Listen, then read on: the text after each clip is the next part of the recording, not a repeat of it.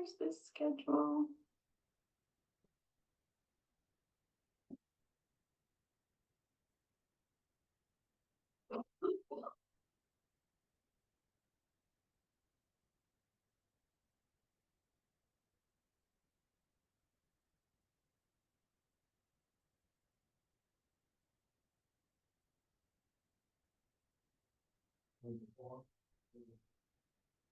I don't have Julie T.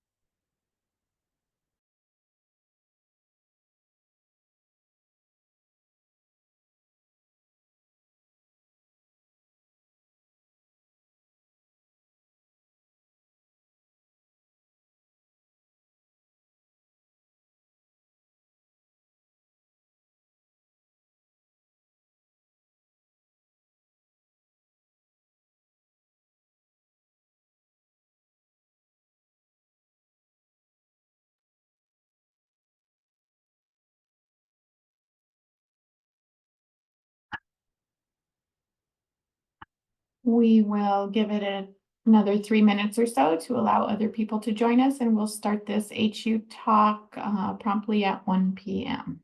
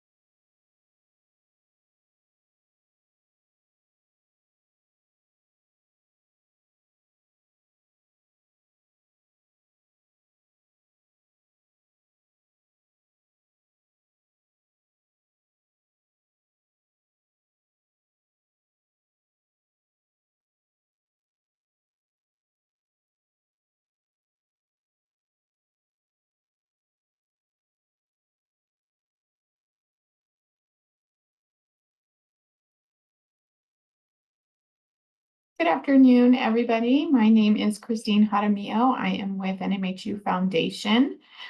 Today's 1 p.m. Zoom HU talk is by Dr. Jacob Avery from the Department of Sociology, Anthropology, and Criminal Justice. 7 things I learned from Highlands students.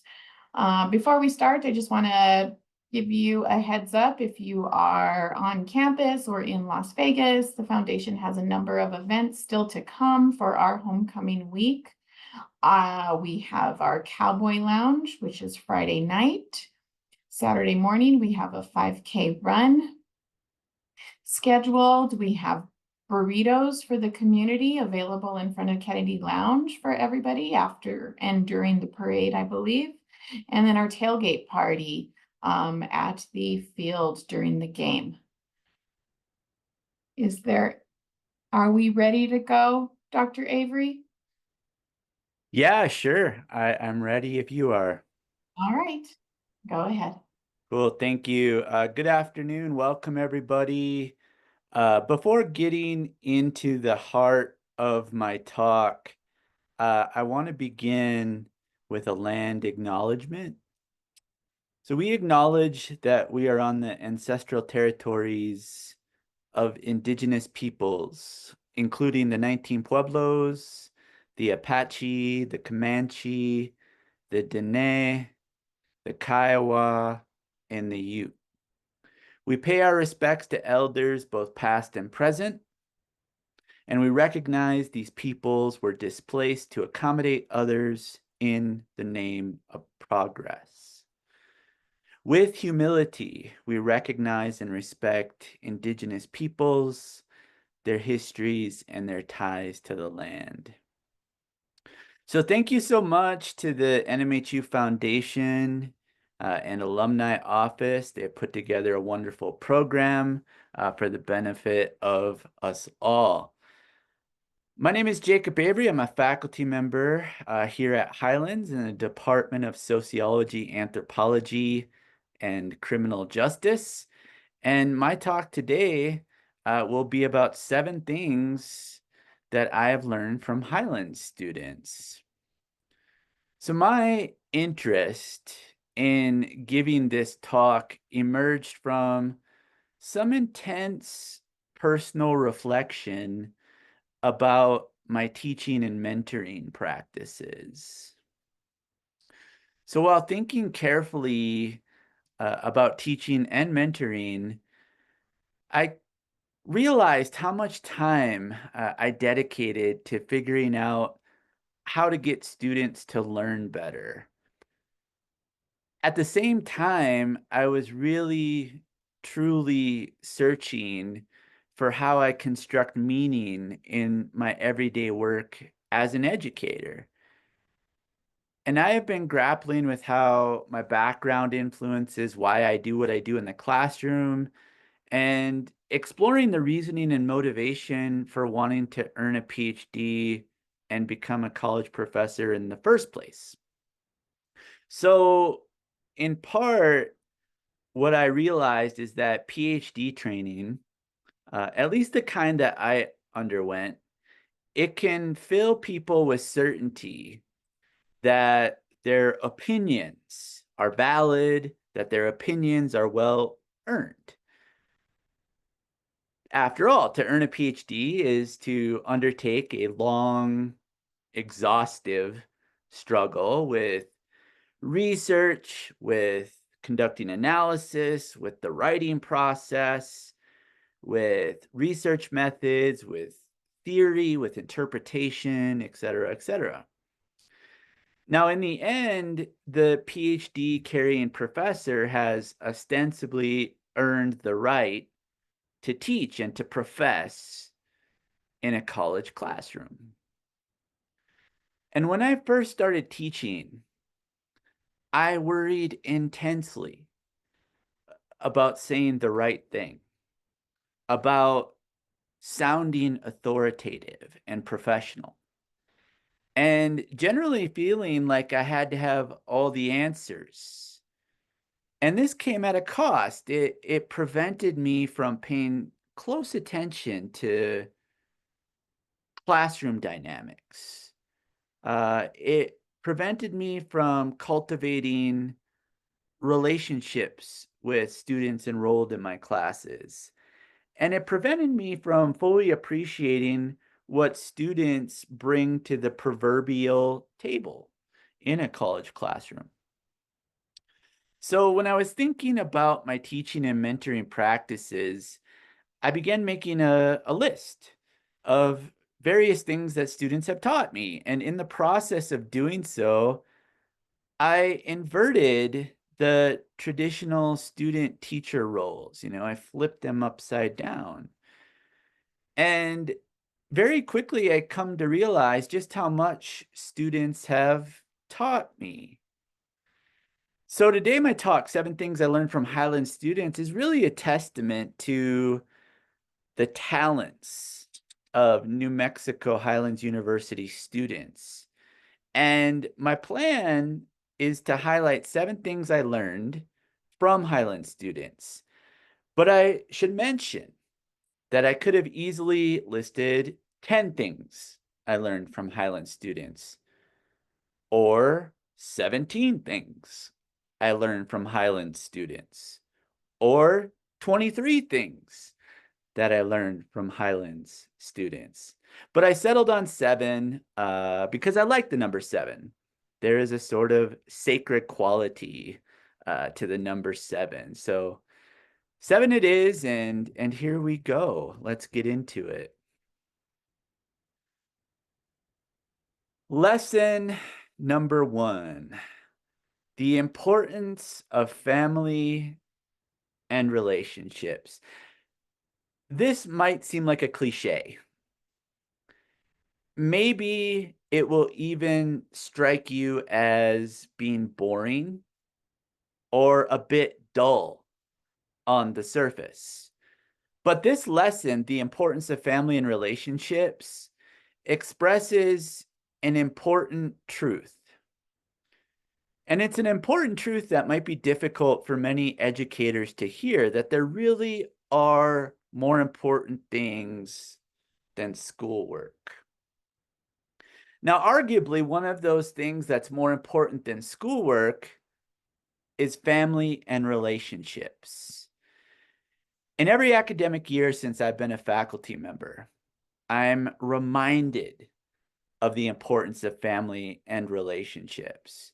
And one way I'm reminded of the importance of family and relationships is that, sadly and without fail, a student will come to my office hours, or they will write me a tender email, and they'll inform me that a loved one has passed on. Sometimes it's a parent, other times it's grandparents, other times it's a brother, a sister, a friend, and it breaks my heart. Over the years, I've developed a pretty standard reply to students who are going through this type of loss. I tell them to go be with their family. That honoring a loved one is more important than any missed assignments in my class. That being with family is more important than anything going on in my class. Grieving that loss, celebrating that life is much more important than anything going on in my class. Now, of course, family isn't always perfect. Families aren't always perfect. Families aren't always forever filled with love. But I do believe that family is an elementary social unit, a kind of nucleus of civilization, if you will. And family can be an important source of love. It can be an important source of belonging. Family is many things. There's biological family. There's the families that we choose. There's work families. And as a sociologist, I know family comes in many kinds of formations.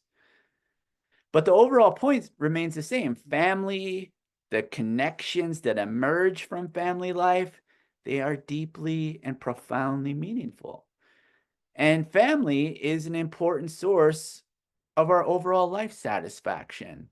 So without question, Highland students have and continue to repeatedly demonstrate this life lesson, the importance of family and relationships and our human bondedness with one another. So that's lesson 1. Let's go to lesson number 2.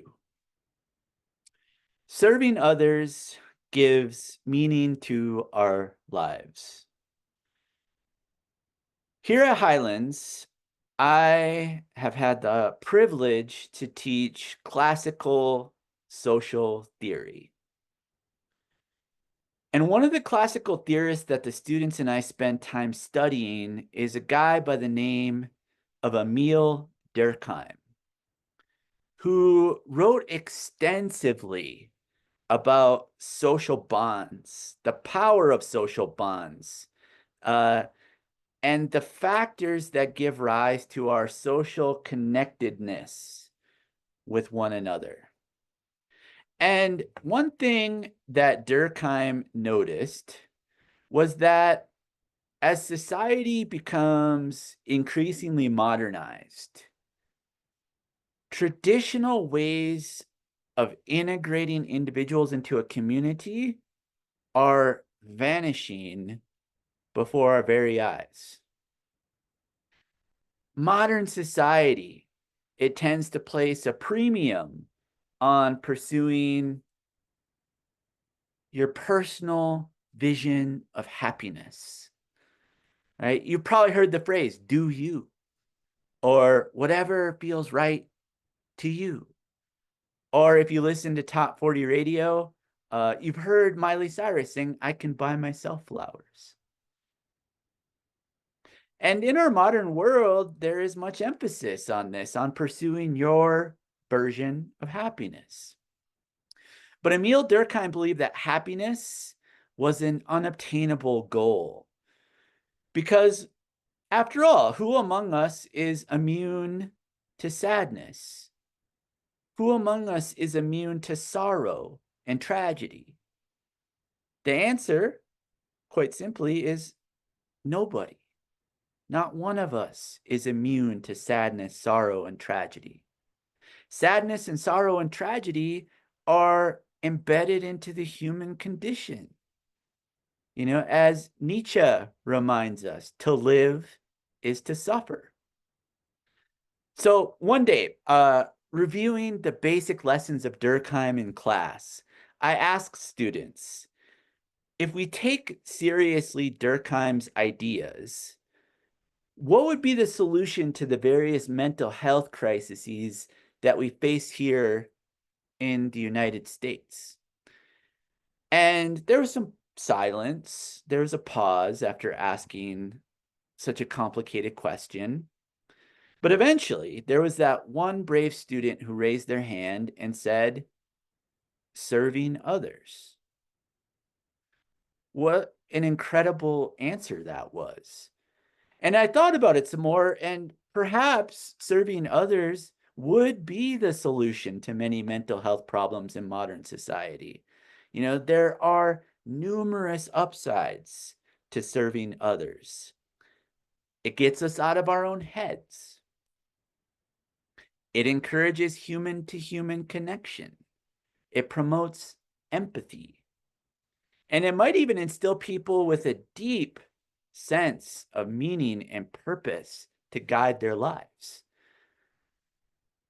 Muhammad Ali, the self-proclaimed greatest of all time, he was not only a gifted boxer, but he was really blessed with a brilliant mind as well. And one of the brilliant things Ali said was service to others is the rent that you pay for your room here on earth. I'll repeat that. It's a great line. Service to others is the rent you pay for your room here on earth. That was Muhammad Ali. Serving others gives meaning to our lives. Lesson number 3, intentional flexibility. Intentional flexibility. I learned this lesson while teaching during COVID-19. Other educational emergencies we've endured over the past few years. And these things continue to affect us to this day. Now, I don't feel I need to go into great depth about COVID-19, given that we all lived through it. We're still living through it. It is a global pandemic. It prompted an international response. It caused worldwide disruptions of economic conditions. It led to supply chain issues, curfews, lockdowns, death, loss, devastation. You're familiar with the story. Now, in higher education, the pandemic, it prompted faculty to implement practices that really fundamentally redesigned their teaching. And faculty like myself, we had to transition our courses to include remote, hybrid, asynchronous modalities. And if there's one critical lesson I learned during COVID and other educational emergencies like Hermit's Peak and Calf Canyon wildfires, the cyber attack that we endured last spring, it was flexibility. Flexibility with approaching my courses and delivering content to students. And to this day, I realize I'm in a bid to capture students' attention. There's all these other things that are competing for attention in students' lives. And my class, my instruction, I have to compete with all these various kinds of distractions or issues that are engulfing students. And through all of this, I've come to realize that not all students learn the same. And increasingly, I understand why it's really important to intentionally design my classes to accommodate as many students as possible. So, in so many words, I have learned and I am still learning to be intentionally flexible. And it's really an important lesson I learned while teaching during COVID, the wildfires, the cyber attacks. And I'm guessing many educators and even non-educators alike learned this lesson too. We're still learning this lesson, even if we didn't call it intentional flexibility. Let's move on to lesson number 4. The same thing can mean totally different things for different people. The same thing can mean totally different things for different people. I want to illustrate this lesson by sharing a parable known as the parable of blind men and the elephant. Some of you might be familiar with this parable, or you have heard some version of it. Regardless, if you've heard of this parable or not, the blind men and the elephant, it tells the story of a group of blind men who have never experienced an elephant before. And the men learn and imagine what the elephant is like by approaching the elephant and touching it. Now, each one of the blind men feels a different part of the elephant's body, such as the leg or the ears or the tusk. Then each one of the blind men describes the elephant based on their unique vantage point, and they offer up their descriptions of the elephant.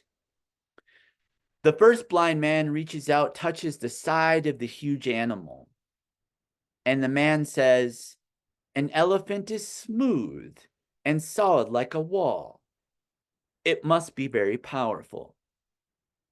Another blind man felt the elephant's tusk and says, "This creature is as sharp and deadly as a spear." And so on and so forth, right? Now, each blind man feels a different part of the elephant's body, but they only feel one part, such as the side or the tusk or the tail. The men then describe the elephant based on their vantage point. And they share their descriptions of the elephant, and their descriptions are quite different from one another. Now, in some versions of this parable, the blind men come to suspect that the other people are being dishonest. And they argue vigorously with one another. Each claims that their description of the animal is the capital T truth, and that the other men are being deceitful or they're being false, right? So we could sit back and ask, what's the moral of this parable? Well, the moral of the parable is that humans tend to claim truth based on their limited subjective experiences. And at the same time, they might be ignoring other people's limited subjective experiences, which can be equally true and valid. Now, I bear witness to this almost every single time I enter a classroom with Highlands students. Because I teach sociology, our subject matter is society itself, in which there are very few things that seem to be capital T true, absolutely and without question. For example, I can show students a picture and I can ask students to conduct a visual analysis of that picture. Invariably, different students zero in on different elements of the picture and they formulate their unique interpretations of what they see, all of which are valid. Or I can display a table of social statistics and ask students to provide an interpretation of what the statistics mean. Also, invariably, students extract different kinds of meaning from the numbers displayed. This is another way of saying where you sit determines what you see. Where you sit determines what you see. And not only does that apply to sociology classrooms, but it also applies to life more generally. Given that people have different belief templates, different value systems, different life experiences, and different ways of constructing meaning, the same thing can mean totally different things for different people. All right, lesson number 5. Assume people know things that you do not. Assuming that people know things you do not. This lesson can be quite difficult to learn, especially if we're referring to a professor learning from their students. Now, as I mentioned at the beginning of today's talk, an advanced degree like a PhD, it can testify to the fact that holders of that degree are experts in their field of study. Consequently, it can be tempting to assume that the holder of a PhD knows what there is to know about their subject matter. And the students, well, the students are there to learn from the PhD professor. Now, of course, some amount of certainty is probably a good thing. Certainty can inspire confidence from others. Yet, blind certainty and closed-mindedness can prove to be hazardous. It can be hazardous. Now, assuming people know things I do not, it's a lesson that I learned very slowly, incrementally, even painfully. To assume people know things that I do not, it required a healthy amount of humility. Being a sociology professor, I have had the awesome privilege to discuss many pressing public issues in our society. Everything from race and class inequalities to the complexities of gender identity to the patterns of crime and punishment in our society. Issues like rent burden, housing insecurity, homelessness, political polarization, and many other social problems. Now, what I've come to learn is that students oftentimes have powerful, penetrating insights about these topics. Owing to their unique life experiences and perspectives, students frequently share things with me that I've never thought about before. They share things with me that I've never even considered before, that I've never known before. Now, assuming that people know things that we do not, it creates a heavy mental tax. We will hear things that conflict with our pre-existing belief structures. And that can create what psychologists call cognitive dissonance. And it's painful. It's painful to experience cognitive dissonance. But being open to change one's mind, being open to hearing that new information, it strikes me as a central part of the learning enterprise. And it seems absolutely essential for personal growth and development. So over time, I've learned it's okay to not have all the answers. That it's okay to open myself up, to be vulnerable, to be willing to listen and to learn from students who are enrolled in my classes. That it's more than okay to assume people know things that I do not. Lesson number 6. Be quick to listen and slow to judge. Be quick to listen and slow to judge. Now, I don't think I'm being out of bounds when I say that many people struggle with knowing how to listen. Most people have ears and they hear well enough, but do they really truly utilize their powers of hearing to listen to what other people are saying? According to the Harvard Business Review, the average person only remembers about half of what they have heard within 8 hours after they have heard it. And the more time that goes by, the average person remembers even less than half of what they have heard, even if they were carefully listening. Now, as educators, as teachers, we want students to listen to what we have to say, but how carefully do we listen to what students are communicating to us? Sometimes when we listen, we might be inclined to search for evidence which proves us right in what we already believe. This is the confirmation bias that psychologists have dedicated much time and energy toward understanding. In the context of a college classroom, it seems imperative to search for evidence to prove ourselves wrong. And this type of effort is not easy to do. It requires a very generous outlook on the part of an educator, on the part of a teacher, on the part of a professor. It requires them to be very generous in their outlook.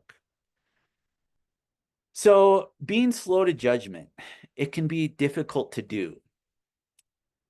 It is a challenge to stay focused day in and day out and to really truly listen to what people are communicating to us. So when students are not attending my classes, or they are not completing the assignments, or they even look preoccupied instead of paying attention to lectures, or if they're not demonstrating 100% enthusiasm in the course content, it could be very tempting to assume the worst. It can be very easy to be cynical. It can seem natural to rush to judgment in that situation. But what I've learned over the years is that when I reach out to these students, when I meet with them during office hours, or I just ask, how's it going? What happens is I typically learn relevant information that might explain behavioral patterns. And so, what has this ultimately taught me? To not be so sure of my certainties. Because frequently, a huge percentage of the stuff I was certain of turned out to be wrong, turned out to be misguided, or I misapprehended the situation entirely. And I have learned that lesson the hard way.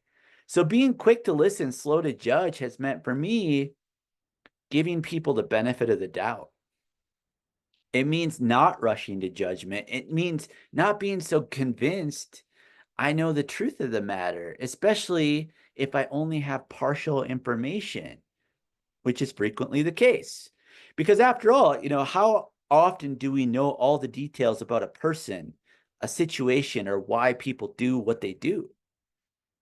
Just like the parable of the elephant, we're all limited by our vantage points and our experiences. And so it's wise to not only be quick to listen to others, but slow to judge as well.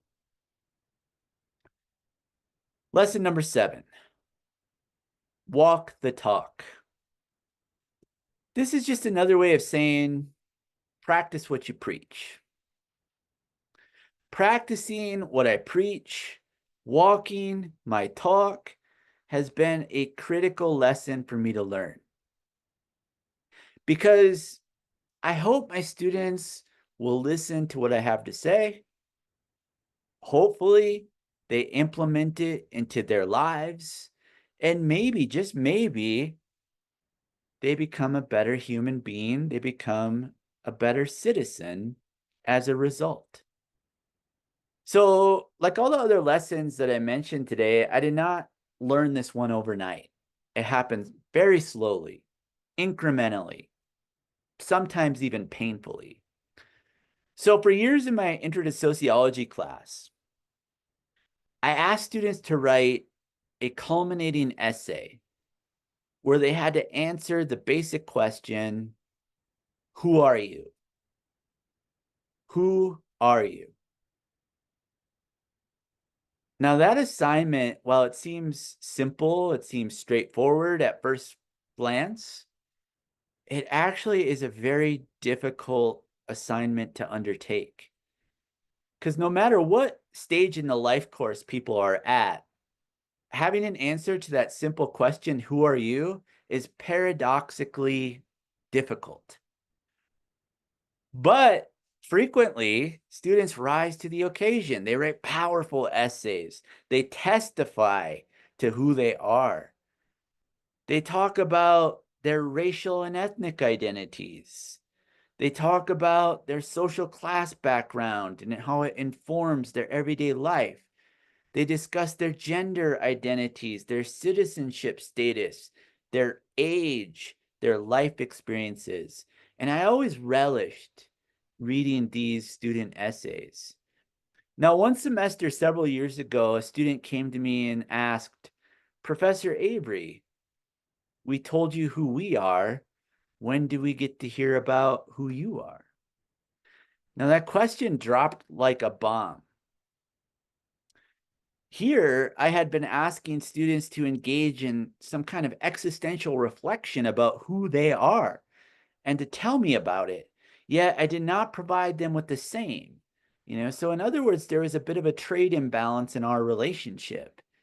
And almost immediately, I went to my computer, I wrote an essay about who I am, and I distributed it.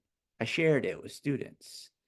And from that point forward, I have been mindful about what I ask students to do in my classes.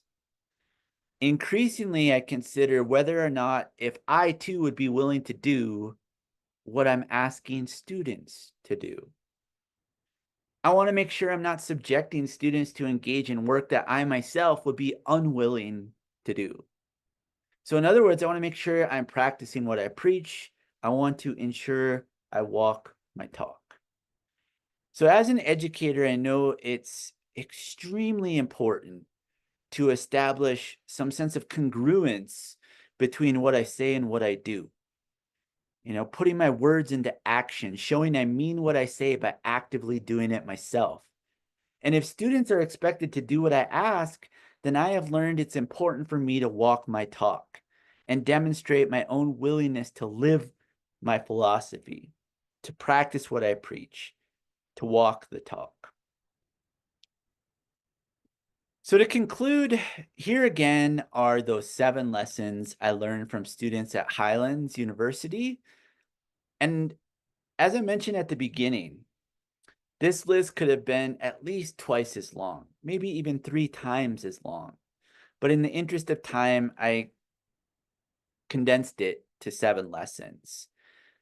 The importance of family and relationships, serving others gives meaning to our lives, intentional flexibility. The same thing can mean totally different things to different people. Assume people know things that you do not. Be quick to listen and slow to judge, and walk the talk. Now, of course, it's possible some of these lessons might seem uninspiring, and I'll concede that point. However, I believe that these lessons do stand for something deeper, something broader, and they're also quite serious ideas. And I felt obliged to share them with you today because I think they really do provide powerful testimony to the talents, to the intelligence, to the wisdoms of Highlands students. And my hope is that these lessons demonstrate the importance of remaining attentive and alert in our modern reality, of being welcoming and broad-minded and inclusive, of inspiring people to think about those big ideas, of using our brains to the best of our ability, of being civically engaged, and last but not least, walking our talk. It is extremely hard to do this, to integrate these lessons into everyday life. And in conclusion, it really is the job of a lifetime to do so. So thank you once again for spending part of your afternoon with me. Have a wonderful Wednesday. Have a wonderful week. And of course, have a wonderful homecoming. So if anybody has comments or questions, I'm certainly happy to entertain them now.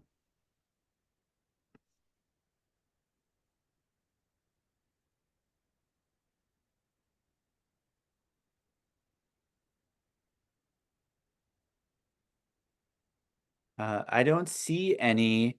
Uh, I think I can use chat. I will go ahead and put my email. Thank you so much, April. Good to see you. I put my email into chat. So if you want to send me a message, feel free to shoot me a line at my email, Jacob Avery, all one string of letters, at nmhu.edu. And, once again, have a great day. Have a great afternoon. Looking forward to the remainder of the talks this afternoon. And everybody have a happy homecoming. Jacob, I'll go ahead and send you an email. I'd like a copy of the slides if that's possible. Yeah, for sure. We can do Okay. that. All right. Anybody else want to receive that? I thought that was really interesting, and those are 7 great things to live by. Oh, thank you so much. I appreciate hearing that. Anybody have any questions? All right, then we will sign off for now. Thank you, Dr. Avery. You got it. Have a good afternoon, everybody. Bye-bye.